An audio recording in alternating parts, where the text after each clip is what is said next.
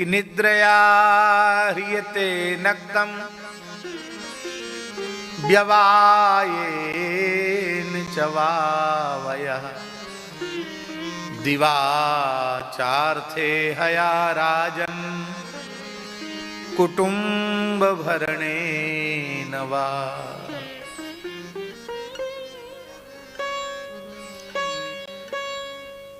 रात्रि का समय बहुत अमूल्य होता है। उस रात्रि के संपूर्ण समय की चोरी निद्रा देवी कर लेती है। निद्रया ह्रियते नक्तम, नक्तम निद्रया ह्रियते, निद्रा के द्वारा रात्रि के काल की चोरी कर ली जाती है। सोते सोते रात व्यतीत हो जाती है और लोग क्या कहते हैं, रात्रि को 9-10 बजे सो गए और सवेरे 6-7 बजे उठे और फिर कहते अरे आज तो बहुत जल्दी सवेरा हो गया। अरे भले आदमी, सवेरा जल्दी हो गया। रात के समय पर रात हुई, सवेरे के समय पर सवेरा हुआ।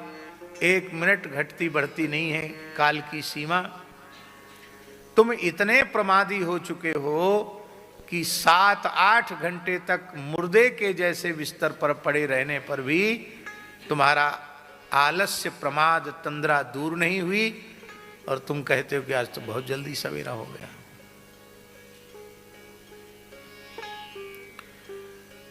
आध्यात्मिक उन्नति यदि किसी व्यक्ति को चाहिए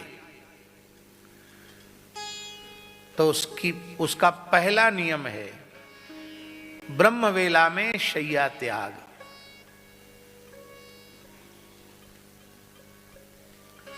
आध्यात्मिक उन्नति चाहिए तो कम से कम 4 बजे तो हर हालत में बिस्तर छोड़ दो, आसन छोड़ दो, स्नान आदि में चले जाओ। और आगे सुनो, भौतिक सुख समृद्धि भी चाहिए तो भी 4 बजे उठना सीखो।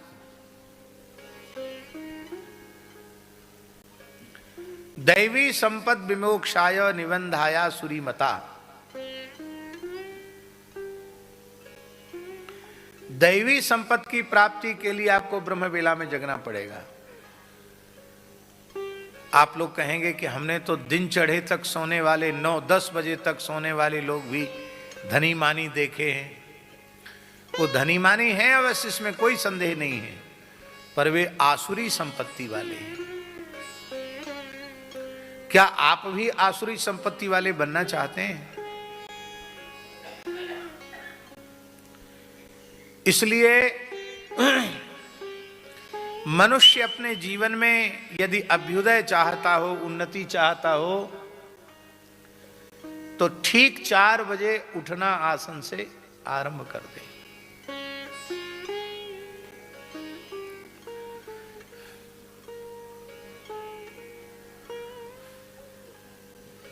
प्रायः सोने वाले लोग रात्रि में 3-4 बजे के बीच एक बार उन्हें लघु शंका लगती है। प्रायः ऐसा होता है, शरीर की प्रक्रिया है। शरीर की अवस्था अधिक होने लग जाती है तो वेग रोकना कठिन होता है, तो लोग जाते लघु शंका, फिर आके लेट जाते हैं। और अवस्था शरीर की अधिक नहीं होती है, कम होती है, वेग रोकने की क्षमता होती है, तो लघु शंका लगी रहती है, फिर भी पड़े रहते हैं, आलस के मारे लघु शंका करने नहीं जाते हैं। लेकिन हमारा ऐसा मानना है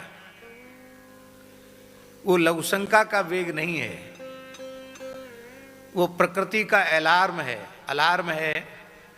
वो भगवान जगाते हैं कि भाई तुम उठोगे, लघु शंका के लिए उठोगे तो उठ ही जाओ, अब सो मत, अब सोने का समय नहीं है, अब स्नान ध्यान करके भजन में लग जाओ।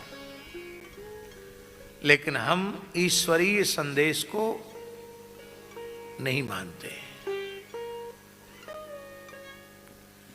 सूर्योदय तक सोने की बात बहुत ही खराब है। साधक कथनचित सूर्योदय तक सो जाए तो उसे पश्चाताप करना चाहिए, इसका प्रायश्चित करना चाहिए। पूरे दिन केवल जल पी करके रहे और भगवान से प्रार्थना के कि ऐसा दूसरा दिन हमारे जीवन में फिर ना आवे।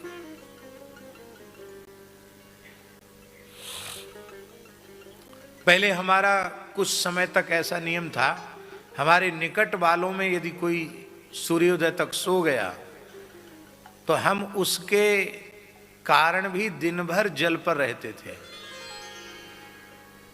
ऐसा नियम था हमारा, काफी समय तक नियम चला। त्यागी जी को पता है, हमारे पास 5-7 जो लोग रहते हैं उनमें कोई एक व्यक्ति सूर्योदय तक सो गया तो उसके प्रति तो हम कठोरता नहीं करते थे, अपने प्रति कठोरता करते थे। पूरे दिन केवल जल पर रहते थे। इस नियम को पूज्य पथमेड़ा महाराज जी ने हठ पूर्वक छुड़वाया। बोले आप अपने प्रवचन मंच से सिद्धांत की, कल्याण की जो बात कहनी चाहिए वो सब कुछ कह देते हैं। अब कोई माने तो न माने तो उसका प्रभाव आपके चित्त पर नहीं पड़ना चाहिए। आप अपने ऊपर इतना कठोरता करेंगे और फिर कथा भी कहनी है, यात्रा भी करनी है, तो इसका प्रभाव शरीर पर पड़ेगा। इसलिए मेरी आज्ञा है कि इसको छोड़ दो।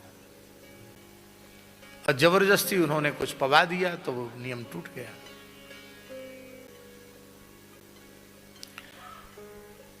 कितने दुख की बात है, मनुष्य के पास भगवत स्मरण के लिए समय ही नहीं है। बातें लंबी चौड़ी करना है कल्याण की, कहां से कल्याण होगा। पहली बात सुबह उठना सीख लो। आई मेरे श्याम